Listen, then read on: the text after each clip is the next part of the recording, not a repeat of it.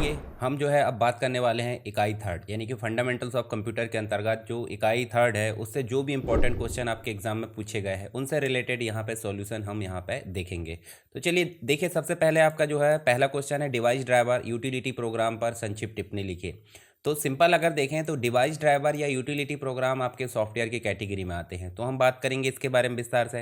दूसरा क्वेश्चन मिल जा रहा है उपयुक्त उदाहरण के साथ सॉफ्टवेयर और वर्तमान परिदृश्य में इसकी आवश्यकताओं को समझाइए। तो ये क्वेश्चन भी हम देखेंगे, यानी कि सॉफ्टवेयर बहुत सारे आपको देखने मिल जाएंगे और उसके बाद उनकी वर्तमान में बहुत सारी आवश्यकताएं भी अलग अलग प्रकार से है। साथ ही लैंग्वेज क्या है, प्रोग्रामिंग लैंग्वेज के बारे में बताना है। विभिन्न प्रकार की जो लैंग्वेज है उनके प्रकार को समझाइए, उनकी कमियां और जो उनके लाभ है वो आपको समझाना है। उसके बाद नीचे आप चलोगे तो नेक्स्ट आपको देखने को मिल जाएगा आपको सॉफ्टवेयर के विभिन्न प्रकार, जैसे वर्ड प्रोसेसिंग सॉफ्टवेयर क्या होता है, स्प्रेडशीट क्या होता है, प्रेजेंटेशन क्या होता है, डेस्कटॉप पब्लिशिंग सॉफ्टवेयर। इसके साथ ही उदाहरण के साथ आपको असेंबलर, इंटरप्रेटर, कंपाइलर को समझाना है। कंप्यूटर में नंबर सिस्टम से आप क्या समझते हैं, जैसे बाइनरी नंबर सिस्टम है, आपका ऑक्टल मिल जाता है, डेसिमल मिल जाता है, हेक्साडेसिमल मिल जाता है। ये सारी चीज़ें आपको देखने को मिल जाएगी थर्ड यूनिट में। तो इन सभी क्वेश्चन को हम एक एक करके यहाँ पे डिस्क्राइब करेंगे, सारी चीज़ों का सॉल्यूशन देखने वाले हैं। सबसे पहले बात कर लेते हैं सॉफ्टवेयर की। तो सॉफ्टवेयर होता क्या है भाई, सिंपल अगर बात करें तो सॉफ्टवेयर का मतलब क्या हो जाता है, जब भी आप हार्डवेयर का उपयोग करते हो, हार्डवेयर बोले तो कंप्यूटर डिवाइस, मोबाइल डिवाइस या जो भी चीज़ हो सकती है, तो उन डिवाइस में यूज़र का इंटरेक्शन यानी कि यूज़र किस प्रकार इंस्ट्रक्शन दे पाएगा, तो हार्डवेयर और यूज़र के बीच में मीडिएटर यानी कि ब्रिज का काम कौन करता है, सॉफ्टवेयर करता है। तो सॉफ्टवेयर सिंपल अगर बोले तो हार्डवेयर और यूज़र के बीच में एक इंटरमीडिएट या फिर ब्रिज का काम करता है। तो हम देख सकते हैं यहाँ पे एक इंस्ट्रक्शंस होता है, जैसे मान लीजिए रोबोट से कोई काम कराना है तो रोबोट को हमको लाइन बाय लाइन कोड देना होता है, वो कोड क्या कहलाता है, एक इंस्ट्रक्शन, और उनके ग्रुप को बोल देते हैं प्रोग्राम, प्रोग्राम के कलेक्शन को बोल देते हैं सॉफ्टवेयर। तो ऐसे यहाँ पे सॉफ्टवेयर देखने को मिल जाते हैं। अब प्रोग्राम हम लिख रहे हैं तो भाई सिंपल सी बात है, प्रोग्राम लिख रहा है तो किसी न किसी भाषा का उपयोग करेंगे। तो जब प्रोग्राम लिखने के लिए जो भाषा उपयोग की जाएगी वो कंप्यूटर लैंग्वेज या तो प्रोग्रामिंग लैंग्वेज, इस प्रकार से हम उसे बोल सकते हैं। जैसे अगर मान लो सिंपल अगर चाय बनाने की आपको स्टेप्स बताना, तो सिंपल आप एक एक करके स्टेप्स बताओगे, इस प्रकार से सीक्वेंस में चलेगी, ठीक है, कोई भी स्टेप आगे पीछे नहीं होगी, सीक्वेंस में रहेगी। इसी प्रकार जब हमको हार्डवेयर से किसी काम को कराना होता है तो उसको हम लाइन बाय लाइन कोड लिखते हैं, स्टेप बाय स्टेप सीक्वेंस में, तो उस कोड को बोल देते हैं प्रोग्राम। तो सिंपल हम बोलें प्रोग्राम, और प्रोग्राम से मिलकर बनता है क्या, सॉफ्टवेयर, यानी कि एक प्रकार से मल्टीपल प्रोग्राम का कलेक्शन। जैसे एमएस वर्ड हो गया, एक्सेल हो गया, या फिर आप पावर पॉइंट बोल सकते हैं, एडोब प्रीमियर बोल सकते हैं, फोटोशॉप है। नेक्स्ट अब देखें तो देखिए मैंने बताया इंस्ट्रक्शन, इंस्ट्रक्शन से मिलकर क्या बना, प्रोग्राम, प्रोग्राम से मिलकर बन गया सॉफ्टवेयर। सॉफ्टवेयर कंप्यूटर का वह पार्ट होता है जिसे हम केवल देख सकते हैं, देख सकते हैं क्या, सामने दिखाई बस दे रहा है, परंतु उसको फील नहीं कर सकते, ना उसको छू सकते हैं, ठीक है। ये जो है मुख्य रूप से हार्डवेयर से काम कराने के लिए एक तरीका है। तो सॉफ्टवेयर के अलग अलग प्रकार हो सकते हैं, इसकी ज़रूरत क्या है भाई सॉफ्टवेयर की, तो सॉफ्टवेयर कंप्यूटर, हार्डवेयर और सॉफ्टवेयर का एक मतलब एक प्रकार से जो है हार्डवेयर और सॉफ्टवेयर का एक समूह है कंप्यूटर, परंतु हार्डवेयर अकेला दे दें तो कंप्यूटर काम नहीं करेगा, ये चीज़ आपको ध्यान में रखना है। तो एक डिब्बा है एक तरीके से, पर वो सही मायने में काम कब कर सकता है, जब उसमें सॉफ्टवेयर इंस्टॉल किया जाता है। तो पहला सॉफ्टवेयर जो इंस्टॉल किया जाता है वो होता है ऑपरेटिंग सिस्टम। इसके साथ ही आप जो है कंप्यूटर में ऑपरेटिंग सिस्टम बोले तो बेसिक सॉफ्टवेयर को इंस्टॉल कर लिए, उसके बाद ज़रूरत के हिसाब से अलग अलग अपने सॉफ्टवेयर को आप इंस्टॉल कर सकते हैं। जैसे कंप्यूटर को चालू करना तो सॉफ्टवेयर की ज़रूरत पड़ती है, लेटर वगैरह टाइप करना है, चार्ट का निर्माण करना है, प्रेजेंटेशन बनाना है, डेटा को मैनेज करना है, इसके अलावा इंटरनेट का उपयोग करना है, इसके अलावा भी बहुत सारे काम हैं जिसकी जो है पूरी पूर्ति कौन करते हैं, सॉफ्टवेयर करते हैं। सॉफ्टवेयर मुख्य रूप से दो कैटेगरी में होते हैं, पर हमने एक तीसरी कैटेगरी यहाँ पे अलग करके रख दिया। तो पहले कैटेगरी है सिस्टम सॉफ्टवेयर, ऐसे सॉफ्टवेयर जो कंप्यूटर को काम करने योग्य बनाते हैं, बेसिक सॉफ्टवेयर, इसको बोल देते हैं ऑपरेटिंग सिस्टम, बोले तो सिस्टम सॉफ्टवेयर। ऐसे ट्रांसलेटर भी आ जाते हैं, ह्यूमन रीडेबल लैंग्वेज को मशीन कोड में बदलने का काम करते हैं। इसके अलावा एक होते हैं एप्लीकेशन सॉफ्टवेयर जो यूज़र की रिक्वायरमेंट के हिसाब से आते हैं, जैसे एमएस ऑफिस आप बोल सकते हैं, फोटोशॉप है, एडोब के जितने भी आप प्रोडक्ट देखेंगे वो सब आपके एप्लीकेशन में आ जाएंगे।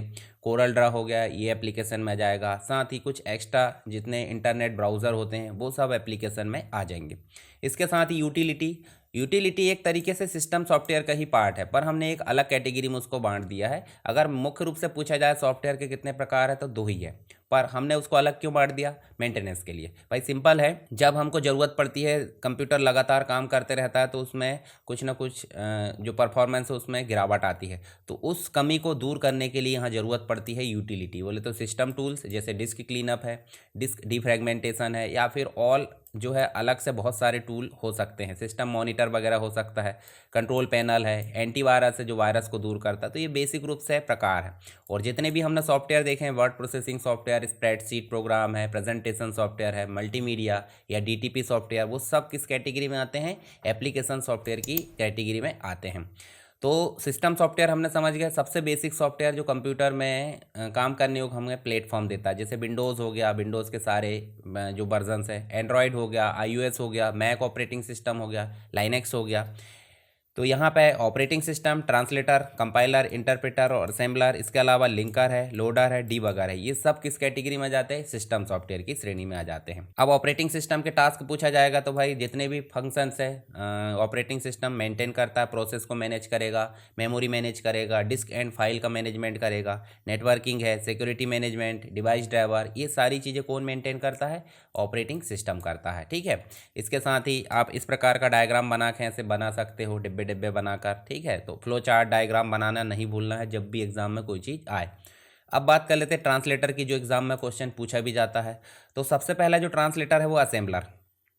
देखिए, पहली बात तो होती है कि कंप्यूटर महोदय जो है आपका 0 1 समझते हैं। मान लीजिए 0 1 समझ रहा है, और 0 1 समझ रहा है और हमको 0 1 में कोडिंग करना, तो ट्रांसलेटर नहीं लगेगा, क्योंकि जो भाषा कंप्यूटर समझ रहा है वही भाषा हम भी समझ रहे हैं। पर यदि मान लो हम असेंबली लैंग्वेज में चले जाते हैं, असेंबली लैंग्वेज का मतलब एक न्यूमेरिक कोड, शॉर्टकट कोड का एक कलेक्शन था। तो असेंबली लैंग्वेज में लिखा गया कोड का कंप्यूटर समझेगा? बिल्कुल नहीं समझेगा। तो उसे मशीन भाषा में बदलना, तो किसकी ज़रूरत पड़ी? असेंबलर की। ठीक है, उसके बाद अपग्रेड हुई लैंग्वेज, और तो हाई लेवल लैंग्वेज बनी। तो हाई लेवल लैंग्वेज में लिखा गया कोड को बोला जाता था सोर्स कोड। सोर्स कोड को डेस्टिनेशन कोड, बोले तो मशीन कोड में बदलना है, तो ज़रूरत किसकी पड़ी? कंपाइलर की। और ये कंपाइलर जो है एक साथ 10 लाइन लिखी है तो एक साथ कंपाइल करके क्या कर देता था? मशीन में। परंतु यदि हमको एक एक लाइन में कन्वर्ट करके उसको रन भी कराना, तो हमको ज़रूरत पड़ती है इंटरप्रेटर की। तो ये तीनों में अंतर है। आप इनको इस प्रकार से डायग्राम बनाकर दर्शा सकते हैं। ये देखिए, कंपाइलर को इस प्रकार बता सकते हैं, और इंटरप्रेटर को बात करें तो इस प्रकार आप दर्शा सकते हैं। तो अंतर भी आपको लिखना आएगा। हाँ, लिंकर हम देख सकते हैं, सोर्स कोड को कंपाइलर के माध्यम से ऑब्जेक्ट कोड में, फिर लिंकर उसको EXE जो एग्जीक्यूट होती फाइनली उस फाइल में कन्वर्ट कर देता है, और लोडर उसे एग्जीक्यूट कर देता है। ये हमने देख लिया। डीबगर रन टाइम पे जो भी एरर आती है उसको हटाने का काम करता है। अब बात कर लेते हैं एप्लीकेशन सॉफ्टवेयर की, जो आपको मेन एग्जाम में पूछे भी जाते हैं। तो एप्लीकेशन सॉफ्टवेयर मतलब जब भी यूज़र चाहता है कि कंप्यूटर चालू करने बस से कुछ नहीं होता, उसको अपनी रिक्वायरमेंट पूरी करना है। मान लीजिए उसको ईमेल करना है, तो उसको ईमेल क्लाइंट की ज़रूरत पड़ेगी, जैसे आउटलुक है, जीमेल है, या फिर XYZ कुछ भी हो सकता है, याहू हो सकता है। दूसरी चीज़, अगर उसको लेटर वगैरह टाइप करना है या फिर उसको PPT बनाना, तो उसको प्रेजेंटेशन की ज़रूरत पड़ेगी। तो यूज़र को अपनी रिक्वायरमेंट के हिसाब से सॉफ्टवेयर चाहिए। तो रिक्वायरमेंट के हिसाब से जब भी बात आती है तो उसमें आ जाते हैं एप्लीकेशन सॉफ्टवेयर। और एप्लीकेशन सॉफ्टवेयर में बहुत सारे आप देख सकते हैं, यहाँ नीचे देखोगे, देखिए गूगल क्रोम मिलेगा, उसके बाद आपका व्हाट्सअप मिल जाएगा, टेलीग्राम है, ब्राउज़र, ये एडोब इलस्ट्रेटर है, ऑडिशन है, ऑडासिटी है, ये सारी चीज़ें आपको एक एक करके यहाँ पे मिल जाएगी जब भी बात आती है एप्लीकेशन सॉफ्टवेयर की। क्योंकि सिंपल है, जब हम इंस्टॉलेशन कर लेते हैं विंडोज़ का, तो हम बेसिक काम क्या कर सकते हैं उसमें? कुछ नहीं भाई, नोटपैड चला सकते हैं, पेन प्रेस चला सकते हैं, बेसिक चीज़ें। तो जब बेसिक चीज़ है तो बेसिक चीज़ों में काम होगा नहीं, तो काम होगा किस में? एप्लीकेशन सॉफ्टवेयर में। जैसे MS ऑफिस है, फोटोशॉप है, कोरल ड्रा है, पेज मेकर, ये सारी चीज़ें। इसके बाद यहाँ देखिए आपको कैटेगरी मिल जाती है, word processing software, spreadsheet, presentation, DTP software मिल जाता है, मल्टीमीडिया सॉफ्टवेयर, अकाउंटिंग सॉफ्टवेयर, इसके साथ ही आपका डेटाबेस सॉफ्टवेयर मिल जाता है, इंटरनेट का सॉफ्टवेयर मिल जाता है। ये सब क्या है? ये सब एप्लीकेशन सॉफ्टवेयर की श्रेणी में आ जाते हैं। अब आपको क्वेश्चन भी आया कि एप्लीकेशन सॉफ्टवेयर को समझाइए, तो भी आप इनमें से कुछ पॉइंट्स को लिख सकते हैं। या फिर स्पेशली पूछा जाता है कि भाई word processing software, spreadsheet, presentation, ये तो इसके हिसाब से भी आप समझा सकते हैं। तो पहले बात कर लेते हैं वर्ड प्रोसेसिंग की। तो वर्ड प्रोसेसिंग होती क्या है? जब भी बात आ जाती है किसी भी टेक्स्ट को टाइप करने की, एडिट करने की, या उसे डिलीट करने की, अपडेट करने की, या फिर फॉर्मेट करने की, प्रिंट करने की, तो ये सारे काम हो रहा है किसमें? एक टेक्स्ट में, वर्ड में। तो उसी को बोल देते हैं वर्ड पर प्रोसेसिंग। और वर्ड पर प्रोसेसिंग कौन करेगा? वर्ड प्रोसेसिंग सॉफ्टवेयर, जिसमें मुख्य रूप से आ जाते हैं MS वर्ड। MS वर्ड आपको मैं दिखा देता हूँ, आपने पढ़े हैं, देखिए फर्स्ट सेमेस्टर है तो भाई सिंपल सी बात, MS वर्ड पढ़ा आपने और नहीं पढ़ा तो आप PC पैकेज वाला कंप्लीट लेक्चर देख लीजिए और इसी के डिस्क्रिप्शन बॉक्स में आपको मिल जाएगा कंप्लीट रूप से जो PDF है उसकी लिंक और कंप्लीट वीडियो उसकी लिंक भी, ठीक है। तो वहाँ पर जाकर आप देख सकते हैं और PDF ज़रूर पढ़े एग्ज़ाम में जाने से पहले, ताकि आपको लिखने का उसमें सारा सिस्टमेटिक लिखा तो वो भी चीज़ें आपको पता चल पाए। गूगल डॉक्स वर्ड प्रोसेसिंग में जाता है, वर्ड पैड है, लोटस है, वर्ड परफेक्ट है, एप्पल वर्क है, बहुत सारे हो सकते हैं। तो यहाँ देखिए क्या क्या काम कर लेता है वर्ड प्रोसेसर। बुक्स निर्माण के लिए, न्यूज़लेटर के लिए, या फिर आप देखोगे तो लेटर्स है, रिपोर्ट है, वर्कशीट है, ऐसे वगैरह लिखना, आर्टिकल्स है, मेमो वगैरह तैयार करना है, सब काम किए जाते हैं वर्ड प्रोसेसर में। जैसे माइक्रोसॉफ्ट वर्ड की बात करें तो 1983 में पहली बार ये बना था, फिर धीरे धीरे करके अपग्रेड होते गया और अभी के डेट में इसके बारे में आप पढ़ सकते हैं। इसका लोगो भी आप देख सकते हैं। फिर गूगल डॉक्स आप देख सकते हैं, गूगल के द्वारा बनाया गया 2006 में। वर्ड जो आपका वर्ड पैड है, वर्ड पैड हालांकि विंडोज़ 11 में इसको डिसकंटिन्यू कर दिया गया है, 1995 में बना था पहली बार। उसके साथ ही IBM लोटस प्रो ये 1988 में बना, वर्ड परफेक्ट 1979 में। इसके अलावा आप देखोगे एप्पल वर्क 1984 में, और जो ओपन ऑफिस है वो 2002 में बना। किस में बना, कौन सी प्रोग्रामिंग में बना, किसने बनाया, ये सारी चीज़ एक बार आप देख लेना। PDF आपको मिल जाएगी डिस्क्रिप्शन बॉक्स में लिंक में। उसके बाद देखिए स्प्रेडशीट प्रोग्राम। स्प्रेडशीट मतलब डेटा पर काम करना। डेटा पर काम करने का मतलब हो जाता है डेटा को स्टोर करना, डेटा को एनालाइज करना, डेटा को कैलकुलेट करना, रिपोर्ट तैयार करना, चार्ट बनाना, पिवोट टेबल बनाना, फॉर्मूले लगाना, ये सारे काम किए जाते हैं स्प्रेडशीट में। तो यहाँ पे स्प्रेडशीट के अंतर्गत माइक्रोसॉफ्ट एक्सेल है, गूगल सीट है, लिब्रे ऑफिस है, स्मार्ट सीट है। तो इनको देख लेते हैं। जैसे एक्सेल, तो एक्सेल बना था 1987 में पहली बार, ठीक है, और माइक्रोसॉफ्ट के द्वारा बनाया गया था। आप देख सकते हैं लैंग्वेज C++ में इसको लिखा गया। इसके साथ ही जो आपका सीट है गूगल के द्वारा 2006 में बनाया गया, 17 साल पहले लगभग, मतलब ऐसा हम बोल सकते हैं जब ये PPT बनी तब से। उसके बाद देखिए यहाँ पे जो आपका कौन सा है, जो आपका नेक्स्ट है लिब्रे ऑफिस। लिब्रे ऑफिस आपको देखने को मिल जाता है, ये देखिए 2023 में तो इसका लेटेस्ट वर्जन आया, पर ये देखिए आपको यहाँ पे देखने को मिल जाता है। उसके बाद देखिए स्मार्ट सीट है, 2006 में बना। फिर आपको देखने को मिलेगा ये मैक OS में मिल जाता है, नंबर्स करके। तो ये आपको मिला एप्पल के द्वारा एक प्रकार से बनाया गया 2023 में। इसका लेटेस्ट वर्जन आप देख सकते हैं, स्टेबल वाला। कुछ हो जाते हैं प्रेजेंटेशन सॉफ्टवेयर। जब भी हमको कोई प्रेजेंट करना हो, प्रेजेंट करना मतलब ट्यूटोरियल तैयार करना हो, जैसे अभी आपके सामने PPT मैं दर्शा रहा हूँ, तो ये किस में बनी है, प्रेजेंटेशन में। भाई कहीं भी आपको दिखाना, प्रोजेक्टर में पढ़ाना है ट्यूटोरियल, तो पोर्टफोलियो बनाना है, एनिमेट करना है, फोटो स्लाइड शो बनाना है, डिजिटल स्टोरी टेलिंग करना हो, मार्केट जो मेकिंग जो एक प्रकार से हमको मार्केटिंग करना है या फिर टीचिंग करना है, बिजनेस मैनेजमेंट, जॉब सीकर, सबके लिए बनता है प्रेजेंटेशन। तो प्रेजेंटेशन बनाने का काम करता है प्रेजेंटेशन सॉफ्टवेयर, जैसे कि पावर पॉइंट। तो 1990 में बनाया गया था माइक्रोसॉफ्ट के द्वारा, ठीक है। और ये जो आपका मैक के लिए आप देख सकते हैं, देखिए आगे चले तो आपको जो है 1987 में ये देखने को मिल जाता है मैक के लिए इनिशियल रिलीज़, ठीक है। बाद में आए विंडोज़ के लिए। उसके बाद देखिए आपको सीट मिल जाता है, 2006 में ये बना गूगल सीट, गूगल में चलता है ये। उसके बाद देखिए आपको जो आपका की नोट है, ये भी आपका एप्पल में चलता है, 2003 में इसको बनाया गया था। ऐसे ही देखिए iOS और iPad के लिए इसको लॉन्च कर दिया गया 2000। प्रीजी आया। अब बात कर लेते हैं DTP सॉफ्टवेयर की। तो जितना भी काम हम जो है टाइपिंग करना, उसको डिज़ाइन करना, फ़ोटो वगैरह सेट करना, लेआउट तैयार करना और प्रिंट निकालना, जैसे विजिटिंग कार्ड है, इनविटेशन कार्ड है, ये सारे काम किए जाते हैं DTP। तो DTP में न्यूज़ लेटर्स तैयार किए जाते हैं, ब्रोशर्स है, मैगजीन्स है, बुक्स है, अदर प्रिंटेड मटेरियल जितना भी, वो सब DTP में किया जाता है। तो DTP में आप देखोगे एडोब पेज मेकर है, फोटोशॉप है, बहुत सारे सॉफ्टवेयर आ जाते हैं। जैसे पेज मेकर, तो पेज मेकर बना 2004 में, आप देख सकते हैं। फाइनल रिलीज़ यहाँ पे 7.0। इसके पहले भी आया था 4.5, 5.0, एल्डस पेज मेकर 6.5। फिर इसको एडोब ने अपने अंदर अधिग्रहित कर लिया, पहले एल्डस था। इसके बाद है फोटोशॉप। तो फोटोशॉप आप देख सकते हैं, इसका जो शुरुआती वर्जन इनिशियल 1990 में, और अभी की डेट में देखें 2025 भी आ चुका है। फिर देखिए एडोब इन डिज़ाइन आप देख सकते हैं, ये एडोब के द्वारा ही बनाया गया। कोरल ड्रा कोरल कॉरपोरेशन के द्वारा बनाया गया। इसके बाद आप देखोगे क्वार्क एक्सप्रेस 1987 में बना था, क्वार्क इनकॉर्पोरेशन के द्वारा। एडोब के बाद जो है इलस्ट्रेटर आप देख सकते हैं, देखिए यहाँ पे आपको देखने को मिल जाएंगे मल्टीमीडिया सॉफ्टवेयर। मल्टीमीडिया का मतलब हो जाता है जिसके अंतर्गत टेक्स्ट है, इमेज है और आपका साउंड हो जाता है, वीडियो हो जाता है, एनिमेशन हो जाता है, इन सारी चीज़ों पे काम किया जाता है। तो इन सारी चीज़ों पे काम मुख्य रूप से इंटरटेनमेंट में आप देखोगे, मूवी वगैरह, म्यूज़िक वगैरह आप देख सकते हैं। कम्युनिकेशन में ईमेल है, वीडियो कॉलिंग है। एडिटिंग में देखोगे वीडियो एडिटिंग या इमेज एडिटिंग। डेस्कटॉप पब्लिशिंग देख सकते हैं, कंप्यूटर सिमुलेशन देख सकते हैं, वॉइस मेल, इन सभी जगह मल्टीमीडिया सॉफ्टवेयर की आवश्यकता पड़ जाती है। जैसे कि VLC मीडिया प्लेयर आपको देखने मिलेगा वीडियो वगैरह देखने के लिए।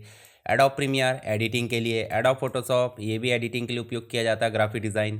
माइक्रोसॉफ्ट पावर पॉइंट, इसमें सारी चीज़ों के द्वारा एनिमेशन तैयार किया जाता है। आफ्टर इफेक्ट मोशन ग्राफिक्स के लिए। विंडोज़ मूवी मेकर बेसिक रूप से एडिटिंग के लिए। इलस्ट्रेटर ग्राफिक के लिए।